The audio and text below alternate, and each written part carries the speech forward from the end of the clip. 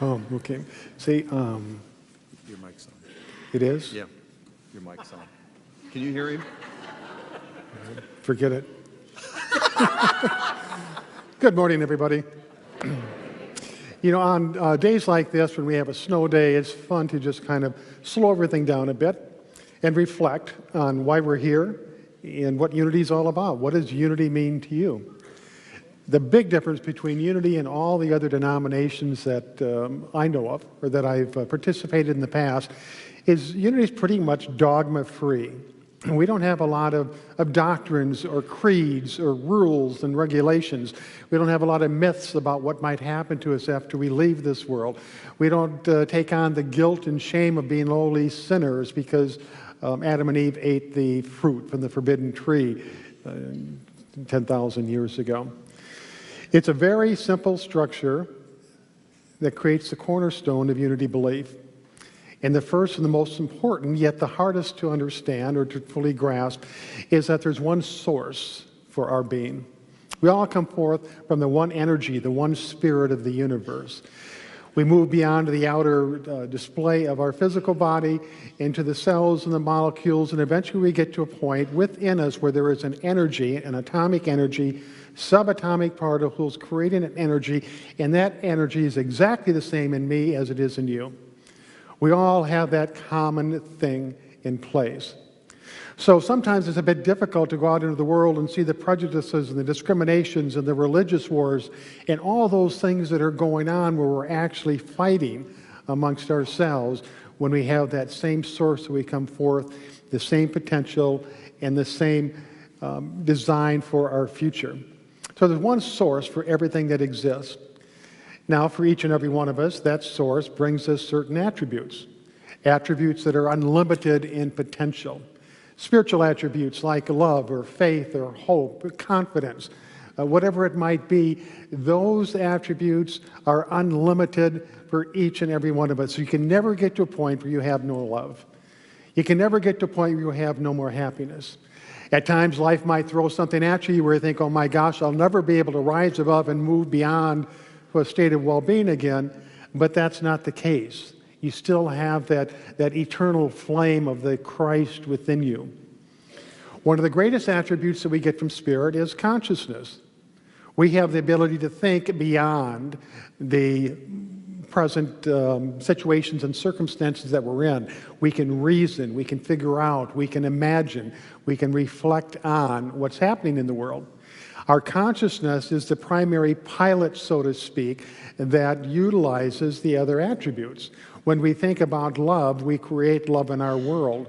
When we're worried or we're experiencing high anxiety because of something that's going on, we can draw on that confidence within us and think thoughts that lead us confidently through whatever the problem is. Our thoughts create our reality. So we have the one source that provides us with attributes. With those attributes, we can put them into thought and into action, creating those particular values in our world. Now, oftentimes a situation or circumstance will throw us off track. We get angry, we get fearful, we feel that we're not as good as we should be. And during times like that, meditation is the surest way to bring us back into alignment with the truth. And the truth is, once again, we all come forth from the same source. We all have the same attributes. None of us is any better or any worse than anybody else. And when we meditate, we allow our thoughts to slow down, the anxiety to slow down, and we're able to truly capture that inner guidance or direction that we have. So there's one source. That source brings us attributes. Those attributes can be put into thought and action. Meditation is a way to get us back into balance. And the fifth principle is, do it again. Over and over and over. It becomes a practice. It's not just something that you learn and say, I got the 5 basic principles of unity down, but it's something you practice on a regular basis. When you find yourself in a situation or circumstance that's extremely difficult, or when you're in a rut of some sort, or you're just not feeling like life is being fair, we just go back and practice the principles that I come forth from the one source of the universe. I have that power within me. that source gives me attributes, and that those attributes can be put into words and action.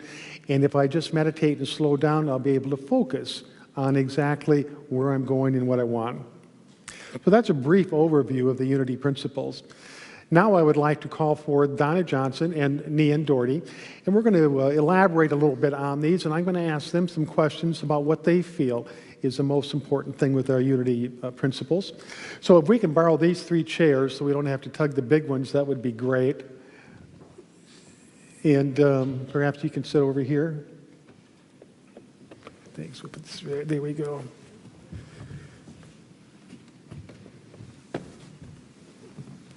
Come on, girls. So would you like to do? Yeah, it's over here.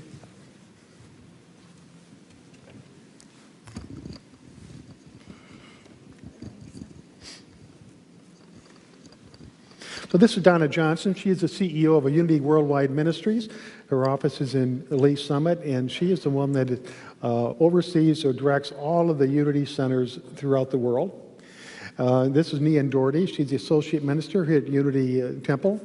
Started January 1st. She graduates from school this June, and we're most happy to have her aboard. And so, Nian, let me ask you first and foremost, this first principle, this God thing, we all come forth from the same source. I was raised in a religion where that one source was a man, an old man on a throne someplace in the far out reaches of the universe that was a dictator that had a certain revengeful side, and that was basically unhappy because I didn't turn out the way he wanted me to. So what is your perception of this one power, this source that brings us all forth? Well, it's definitely not a man. Wow. Sounds a bit dogmatic. Okay, well, that's good. Tell me. Which is not to say that sometimes I might not refer to God as a he. I think just culturally we will tend to do that. I could sometimes refer to God as a he or a she, but from the unity perspective, God is actually pure principle. And, we humans tend to personify God, but from the unity perspective, God is like the underlying principle of the universe, but not like cold principle. When we think of principle, we tend to think, oh, well, that's cold and that's harsh, but God is the principle of love, the principle of wisdom, those underlying principles that are the invisible substance of which the manifest universe comes. Mm-hmm. Yeah. Thank you. And Donna, what do you think about that? I love the first principle. I think if you meditate on the first principle, that God is everywhere present and the substance of all there is, that's all you need to do. You get the rest. How would I explain to you who you've been taught that there's this type of God that's apart that you need to please? I would say in unity, there's no separation between me and that God energy. That God energy lives in me and is the wisdom of me that expresses. It is the love I feel in my heart. So when I am feeling love and appreciation, when I am centered and peaceful, I am merging with that energy that is the divine presence. I am one with it. It is expressing as me, which leads us to our second principle, I believe. Well, tell me about that. The second principle, it stands to reason, again, if we're meditating on one presence and one power, and that's all that there is, and that presence is all wisdom, all love, everywhere present, then I am that. So I am that in expression in an individualized way, as is every person on the face of the earth, every plant, every animal, every rock, every speck of dust. It's all manifesting from the mind and heart of God.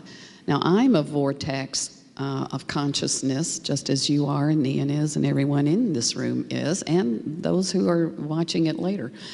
We are individualized vortexes of expression, and I believe this is a divine sacred dance that we're doing, and it is through my eyes, through my particular construct of reality, that God is experiencing the world as me. So what I do with my life is my gift to God, not in a way of servitude, but it's like what I'm experiencing is what I'm offering to the divine energy all the time. And for what purpose? What would the purpose for you to express God be? Pure joy. Pure joy. Pure joy. Pure joy. Okay. Joy. Joy. Nian? What is the purpose of existence? Is that what you just asked me? Yeah. And joy is love shared, by the way. I would agree that I believe that our joy, our peace, is a part of our life's purpose. Pardon me, I just got over a cold. For me, that deeper sense of our purpose comes from the fact that, for me, the fact that we exist at all comes from the main attribute of spirit as that which seeks to express itself, that which seeks to love, that which seeks to overflow and give, and we are part of that force of life that is coming into expression. And so, just, my joy comes from that wellspring, if you will, of life. Mm-hmm. So, And we often hear that our thoughts create our reality. yes. And that's a bit confusing Yeah. for a lot of people, and myself at times, Mm-hmm. where I think something is going on in my life, and it's very disturbing or disrupting or causes me to suffer a great deal. But there's a chance that might not be based in fact. I might be interpreting something wrong, but because I believe it to be that way, it becomes my reality. Right. So how do we know what we believe is true or not true? How do we know? Yeah. That's probably one of the biggest dilemmas in the human condition, is that we can't tell the difference in many cases between true and false. And one example that I always give of this is low self-esteem. Everybody in here at some point or another has experienced inferiority complex, low self-esteem, a sense of unworthiness, which is not based in fact at all if we come from the one source. Each and every one of us, but we believe it to the point where it really affects not only how we are in any present moment, but our entire life turns into kind of a mournful trek down that I'm not good enough path. Mm-hmm. Well, I can share personally about how I came to know. First of all, I spent probably the bulk of my life believing that I was unworthy. I would say the first 30 years of my life. And it actually took hitting a point where, I call it hitting bottom, a point where I was willing to, life got so bad that I became willing to question my own belief system. So for me, that was the beginning of opening up to something I didn't already know.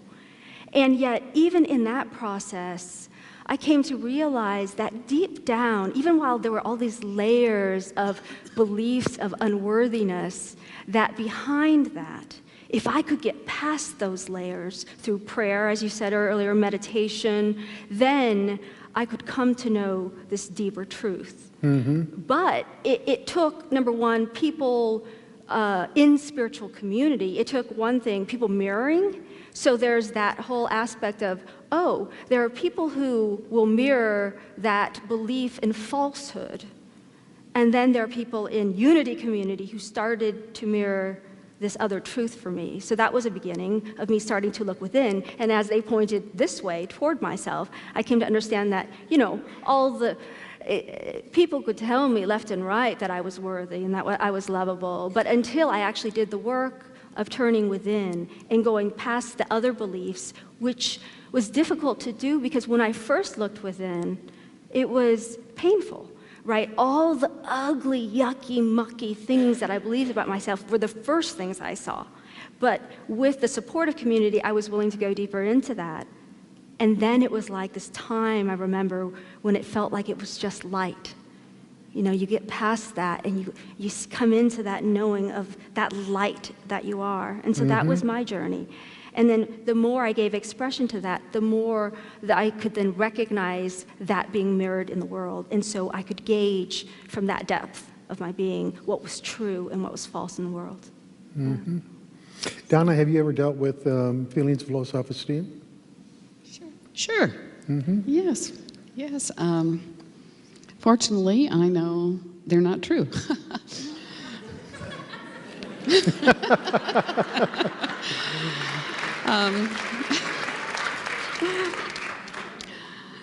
For me, I know Unity teaches, thoughts held in mind produce after their kind, but I've modified that over the years as I've worked with that.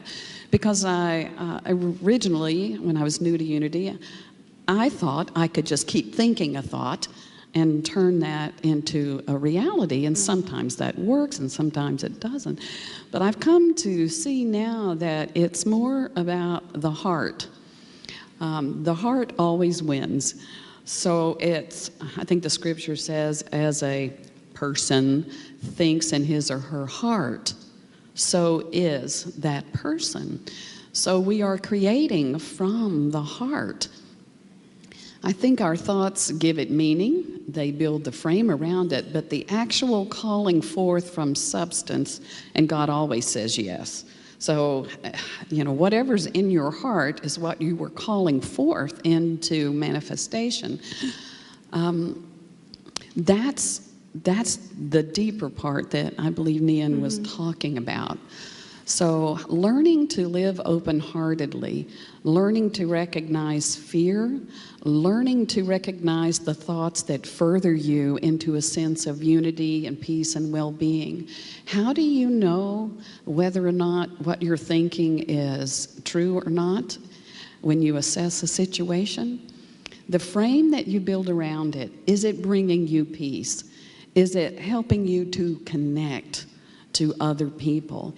Is it helping you stand in a space of expanded awareness, and so that you can respond from your true nature rather than your reaction? Because a reaction is exactly that. You're reacting some of your own stuff, and most of the time it has nothing to do with what's going on. So if I can tell by the quality of my thoughts whether or not it's true or not. You seem to be talking about the heart in a different context. Most of us think of the heart as an organ that pumps blood and is kind of the engine for the body. But you talk more like it's almost as a mind of its own, or that it has its own. Well, I like the chakra system. I don't know. That's something Unity allows you to study, whatever furthers you into understanding these five basic principles, to go deeply into those things which feed you. So when I look at the energy vortexes, your heart is a powerful center of intelligence in and of itself. And since God is love, the vibration of love, when my heart chakra is open, I feel intense love, and it's impersonal. It's not contingent upon getting my way or what I want to happen. Not that the human side of me doesn't have dreams and fantasies and goals and that sort of thing, but to abide in the open heart space is the place where we're connected to God. So we don't need to know everything in order to be secure, because if you're connected and your heart is open in that way, what you need to know in every single minute appears for you. Everything is manifesting for your highest good, like it or not. Well, you could, can you give us one simple practice that we all can engage in that makes life a little bit easier, a little bit more enjoyable, a little bit more fulfilling? One simple practice? I would say it's what our chaplains do. Breathe, go to your heart space before you respond to something. Thank you. And Neon, do you have anything to share in regards to that? Oh, I have a lot of things. Let's see. The one thing that we could do, I feel like a lot of times in unity we talk about the concepts, the belief systems, but it really is the practice of it that got me somewhere. And so it's one thing to hear about these ideas of God being in all, through all, you are it, you are whole, you are love, and another to actually take that into our own being, to go home with it, to apply it, when someone's angry at us or we're angry at them, when we're feeling a sense of lack in our lives, prosperity-wise, for us to center into that knowing from which we can then give birth to or realize a greater fullness in our manifest life of that knowledge. So that's what I would impress most. Well, that being said, let's take a moment to just relax and move into meditation. Take a deep breath, close your eyes, and just allow yourself to be comfortable in your seat. And we begin our meditation today with gratitude. We say thank you to God, thank you to the universe for the fact that we have this place to come to, for the fact that we have the attributes that we have to make life an enjoyable, fulfilling experience. We give our gratitude for others, for it is through them that we receive love, and it's to them that we're able to express our love.